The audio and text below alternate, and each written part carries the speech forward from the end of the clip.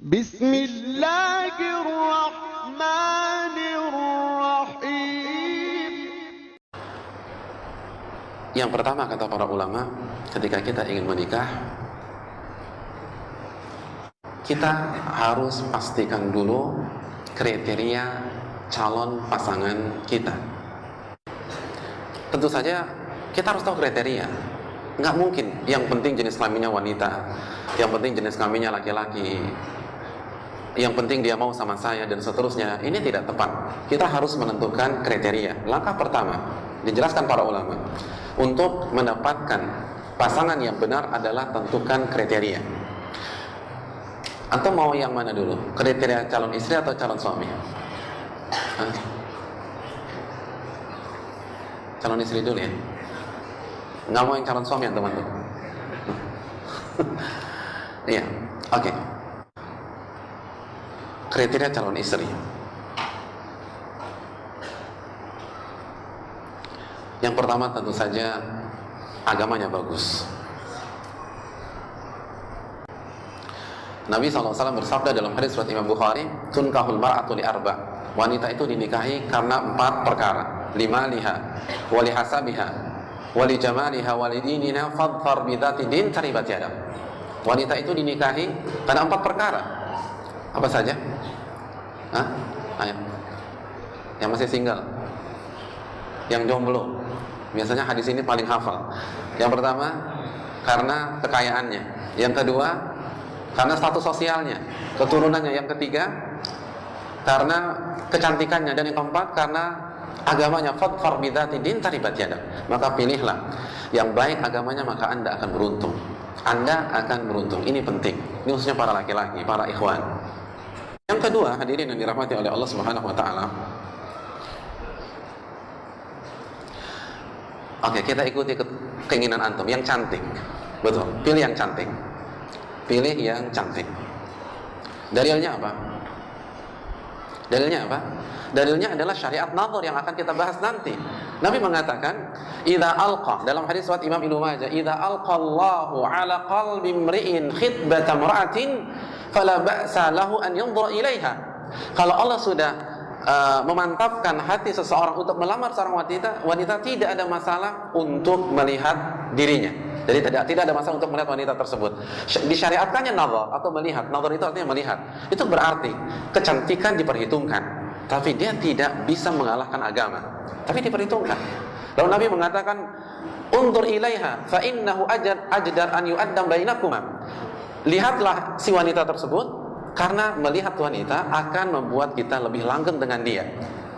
Hadirin yang dirahmati oleh Allah SWT, kecantikan itu menjadi menjadi kriteria.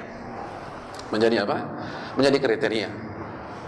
Dan keliru seorang laki-laki menikah tanpa mempertimbangkan masalah ini. Dan saya beberapa kali mendapatkan kasus, akhirnya cerai hanya 2 bulan, 3 bulan, 4 bulan. Karena dari awal nggak suka dengan wajahnya, nggak suka dengan fisiknya, tapi dia paksakan.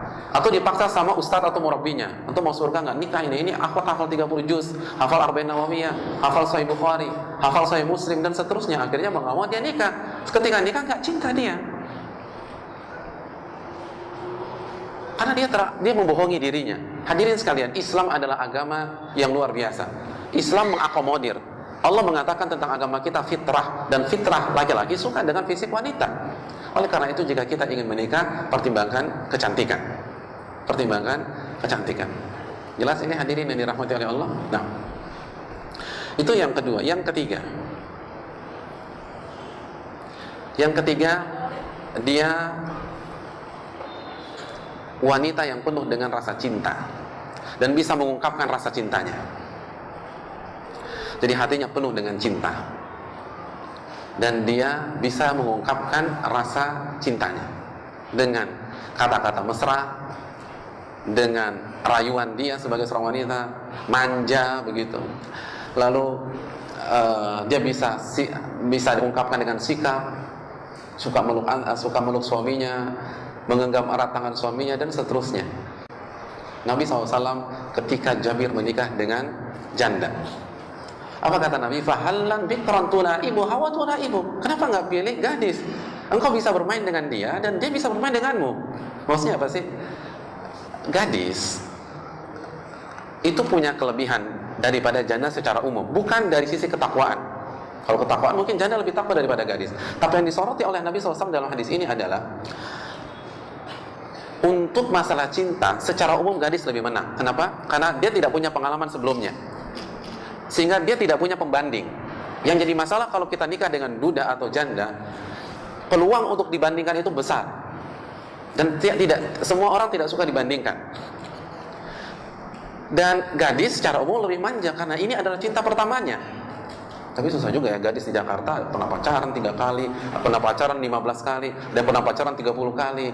Makanya agak berat. Tetapi kalau dia lahir dari fitrah, ketika dia tidak mengenal siapapun kecuali laki-laki yang menjadi suaminya sekarang, itu dia akan tumpahkan rasa cintanya luar biasa. Makanya Nabi mengatakan, tulaibu hawa tulaibu.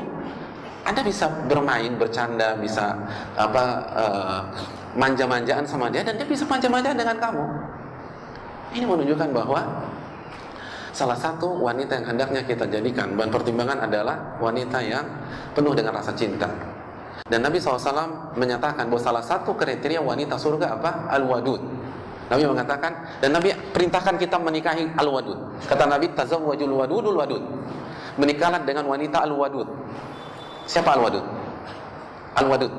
Wadud adalah itu tadi, wanita yang penuh dengan rasa cinta dan dia bisa mengungkapkan cintanya. Jadi benar-benar direkomendit oleh Nabi SAW. Adapun wanita yang keras, yang kasar, yang punya otot bicep, tricep, perutnya six pack, lalu dan 2 kuki won taekwondo, itu hati-hati.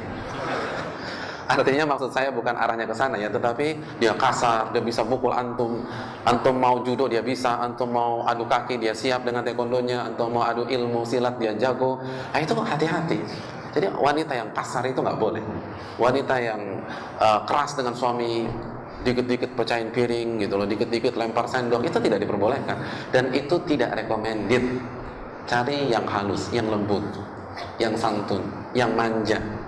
Ada sebuah pembahasan para ulama, walaupun hadis ini dipermasalahkan, tapi maknanya benar. Kata ada dalam riwayat, iyyaka wa khudratid dima. Anda jangan menikahi wanita yang punya karakter khudra dima. Apa maknanya?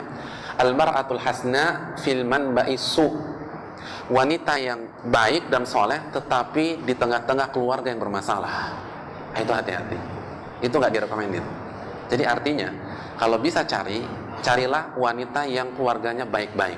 Antum kenal kakaknya, antum kenal adiknya, kakaknya enak, orang tuanya baik dan seterusnya.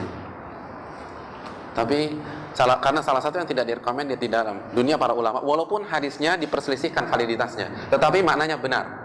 Ulama mengatakan salah satu yang perlu dipikir ulang, ini wanita baik, rajin tahajud, rajin puasa Daud, ngajinya kencang, tetapi orang tuanya bermasalah, lingkungannya rusak. Kenapa demikian? Karena pasti ada pengaruh. Kalau tidak mempengaruhi karakter wanita tersebut, itu akan mempengaruhi rumah tangga antum nanti. Karena ketika kita menikah dengan seorang wanita, kita bukan hanya menikah dengan seorang pribadi, tapi kita masuk ke dalam keluarga wanita tersebut. Mau gak mau kita harus berhadapan dengan orang tuanya. Kalau orang tuanya bermasalah, kita akan kesulitan. Kita pasti akan berinteraksi dengan kakak atau adiknya. Kalau kakak dan adiknya bermasalah, kita akan kesulitan. Oleh karena itu hadirin yang dirahmati oleh Allah Subhanahu wa taala, lihatlah bagaimana lingkungan keluarga dia. Kalau keluarganya baik-baik, taat-taat, rajin-rajin, santun-santun, maka itu hal yang perlu kita pikirkan, masak. Wallahu ta'ala alam bisawab. Ya.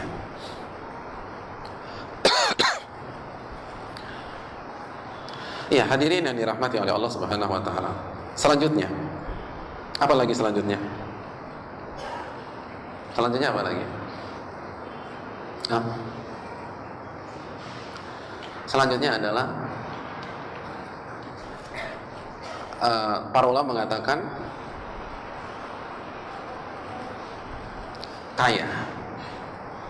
Tapi ini hanya kriteria tambahan lah. Kriteria tambahan, penyempurna. Antum kalau boleh milih wanita yang soleh, cantik kaya, atau soleh cantik miskin? Kalau boleh milih nih, jangan senang dulu kalau boleh milih. Kaya. Dan kita di antara penjelasan para ulama, Khadijah kaya. Dengan kaya dia bisa dukung dakwah antum, kita lebih terjaga, apalagi uangnya halal dan seterusnya. Jadi hadirin yang dirahmati oleh Allah Subhanahu wa taala, kita tahu Nabi menikah dengan Khadijah dan Khadijah adalah orang kaya. Tetapi orientasi kita bukan harta. Tapi ini hanya menunjang akhirat kita. Itu pun jika memang benar-benar ada dan kriteria yang lain sudah terpenuhi. Wallahu taala alam bisawab. Itulah beberapa kriteria yang mungkin perlu kita camkan. Oh, satu lagi, karena ini ada dari sabda Nabi sallallahu alaihi wasallam. Satu lagi. Nabi sallallahu alaihi wasallam mengatakan,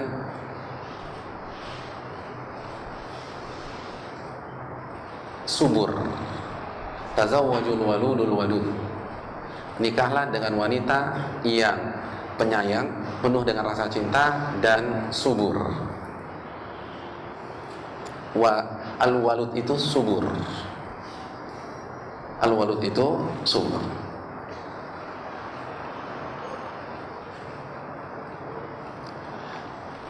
Dan hadis ini sahih hadirin yang dirahmati oleh Allah Subhanahu wa taala.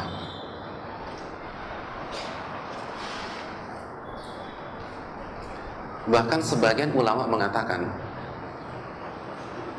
hendaknya kita memprioritaskan janda daripada gadis. Kenapa?